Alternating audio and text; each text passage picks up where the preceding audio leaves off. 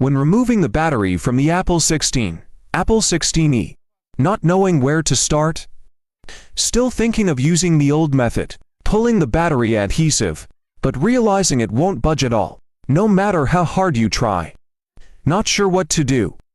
This low-current quick disconnect cable, 5 volts power supply interface. When powered on, it outputs a safe voltage of 27 volts. Use tweezers to clamp the positive terminal position. Clamp it tightly with a red clamp. Use a black clamp. Clamp it tightly to the tail metal connector, or the screw position. After clamping, wait for about 30 seconds. Then we can easily remove the battery. Safe, efficient, and fast. Battery quick disconnect cable.